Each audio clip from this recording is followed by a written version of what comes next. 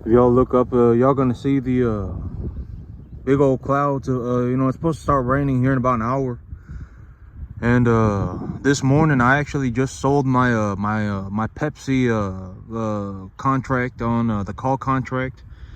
And you know, I had bought this one contract, and then had a 7-month deadline on it, and then I had bought 2 more contracts when the price dipped. And on this one contract I made $33, and on the other 2 contracts I lost like 190, and so overall I lost 160 bucks. So I just said whatever, you know, because my thing right now is that you know I still had you know, 5.5 months on that Pepsi contract, and I still believe that the company's going to do good, right? I talked about the whole inflation thing, and my whole idea about the idea of inflation, and why is something like Coca-Cola and Pepsi going to do good in a high inflation environment. You know, because you know, if you got a can of Coca-Cola and it's $1, even if you sell it for $1.50, people will still buy it, right? And so you know, my Pepsi contract actually went positive $33 today, and I just went ahead and sold it because you know, okay, here's the thing about my situation is that, you know, I don't really want to fiddle fart around with the markets. My whole thing is that when I run cattle, I effectively make so much money that it doesn't matter.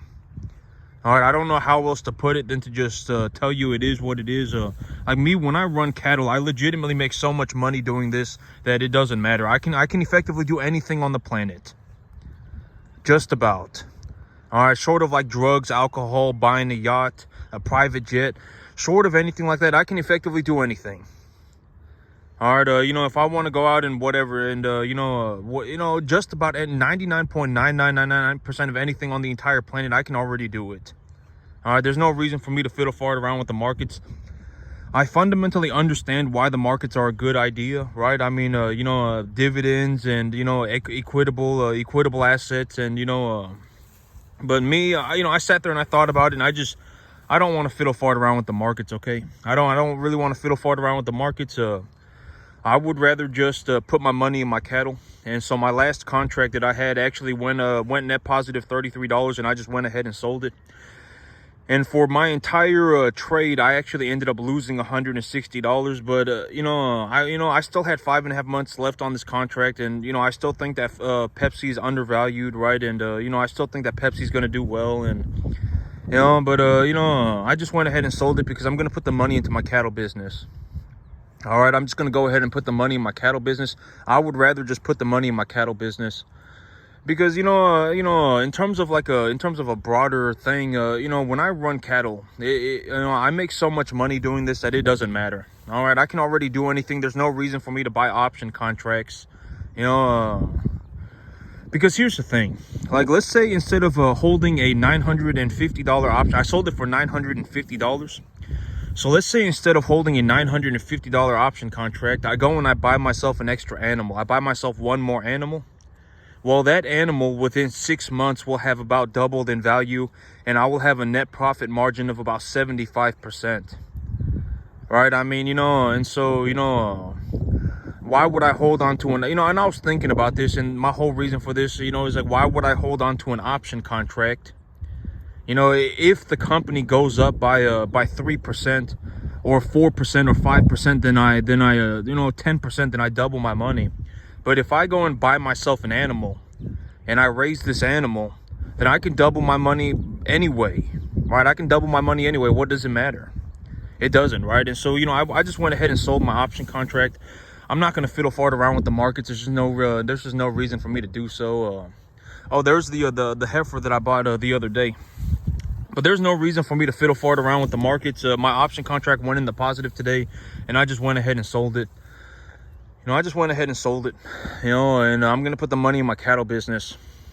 And yesterday I was actually thinking about this in terms of what am I going to do with my business? You know, what am I going to do with this? So the big idea, you know, because I was talking about this, the whole sell 3 and buy 7, you know, sell 4 and buy 7. But, you know, what I'm going to do is I'm going to change that. I will sell 3 and buy 5. So every time I sell 3, I will buy 5. And my animals are actually going to be going to the market at a heavier weight. You know, I would actually say that my animals are going to hit the scale at about 850. They're not going to hit the scale at about 650. They're going to hit the scale at about 850. And so, you know, I'll be making more money on them. And instead of selling 3 and buying 7, I'm going to sell 3 and buy 5. And that will leave me with money. And so, okay, the big idea of why am I going to do this? Why will I sell 3 and buy 5? In terms of the fundamental idea, why did I decide to do this? Because if I sell 3 and I buy 5, that's just the ratio. So, you know, if I double the size of my herd, I will sell 6 and I will buy 10. And the reason that I will do that is because if I sell 3 and I buy 5, I grow my business by 67%. You know, if I effectively hold that ratio forever, I will grow my business by 67%. Granted that I continue forward with that ratio, right? Granted that I continue forward with that sell 3 and buy 5. And what will happen is that every time I sell cattle, I will also come home with a couple $1,000s. Every single time. And you know, and that's just the ratio. That's just not the I'm not going to sell 3 and buy 5 forever. You know, in the future it could be sell 6 and buy 10, right? Sell 9 and buy 15. But when I do that, that will leave me with money. That will leave me with a couple $1,000s every time I sell cattle. It will grow my business by 67%. And that money, so the big idea, okay, so why did I decide to do this? You know, in terms of the broader idea, if I sell 3 and I buy 5, let's say I sell 3 and I buy 5 and I come home with $1,500. Let's say, and then I'm sitting here and I'm raising the animals, and one of the animals dies. Well, then I can take you know, 1,000 out of that 1,500, and I can replace that animal, right? I can replace that animal, and you know, that effectively puts me in a situation where my, you know, effectively what I'm going to do is I'm going to grow my business by 67%.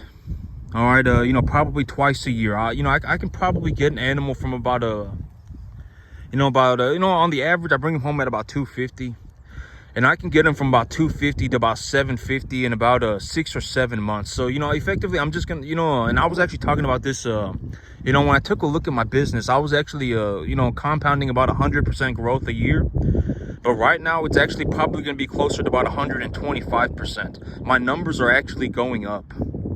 When I take a look at it, my efficiency and my numbers are actually going up. I'm actually getting better. I'm actually doing better as time continues forward. Like, I'm actually doing better. I'm actually outperforming myself.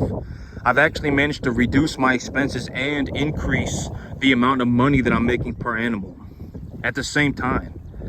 And so I'm actually drastically improving. I may actually, you know, and I was talking about this, I may have actually increased my efficiency. I may have actually increased my output by 20%. Something like that, 25%. And I was talking about I just about double my business every 365 days, but right now it might be closer to about 120%. And so the big idea is that, okay, if I sell 3 and I buy 5, I will also come home with about $1,500. That will grow my business by 67%. And if anything happens that, you know, it's like, oh, well, one of my animals died, well, then I can take money out of that $1,500 and buy a replacement animal. Right, and that will effectively ensure that my business grows by 67%, you know, effectively compounding all the time. And that's just the ratio. Sell 3 and buy 5, sell 6 and buy 10, sell 9 and buy 15. And as long as I keep that ratio, my business will grow by 67%, and I will have cash reserves, a few $1,000s left over every single time, you know, effectively about you know, a couple $1,000s, $1,500 every time I sell cattle. And I'll sell cattle you know, 2 to 4 times a month. And so that will effectively put me in a situation where my business is growing by 67% and I have money left over. And if anything happens, then I can take that money and utilize that money to do whatever it is that I need to do. And so you know, but that's you know, that's the big idea. That's one change that I made over the last 24 hours. I was sitting there thinking about it. And because, okay, if I sell 3 and I buy 5, and let's say I do that 2 times, and you know, and I have $3,000 left over, and let's say I have an animal die, I can buy grain and I can replace that animal. I can buy a whole load of grain and I can replace that animal. And right now, 1 load of grain is lasting me about 2 months, maybe even 3 months. And so, you know, so I was thinking about it, and I was like, you know, if that happens, or, you know, if whatever happens, or, you know, even if I'm in a horrible situation and I have 3 animals die, then I can still replace all 3 animals. And my business will still continue to grow by 67%. So that's why I decided that I'm going to change that up. I'm not going to sell 4 and buy 7. I'm not going to sell 3 and buy 7. I will sell 3 and I will buy 5. I will hold on to some cash reserves, and I'm effectively going to look to compound growth 67%. So that's the big idea. That's something that I changed in terms of the business plan. I did make a small change in the business plan, and that's the change. And the reason that I did that was to, and when I do this, I will actually effectively grow my business probably by about 125% a year. Instead of 120%, something like 135%, something like that. I would actually say that when I take a look at it for what it is, I've actually increased my efficiency. I've actually increased my output by about 20%. And it's actually starting to rain right now. These are the animals right now. I'm gonna go over to the barn. It's starting to rain. It's supposed to rain today, tomorrow, and the day after tomorrow. And tomorrow it's supposed to rain a lot. And so, I don't really want my phone getting wet. So let me go to the barn. But I've been taking a look at everything. I was taking a look at the business plan. I was taking a look at what I got going on. These animals, they're effectively going to be going to market here in about a week. I would be taking them to market this coming week, but I'm supposed to have a lot of rain. There's supposed to be a lot of mud, and I don't think I'll be able to get them loaded up. And so I'll be taking them to market in a week. I'll take them to market a week later, and and I got to figure out what am I going to do with the money. That's one of the big things that I have to do, right? I mean, in terms of me running my farm, the farm is not just me growing grass, and it's not just me running cattle. It's it's also a full-on business, right? And it's actually starting to pour kind of hard. And but that's one of the things that I have to do, right? I have to figure out what I'm gonna do with the money. And so give me a second, okay? I'm gonna run over to the barn. I'm gonna turn the camera back on.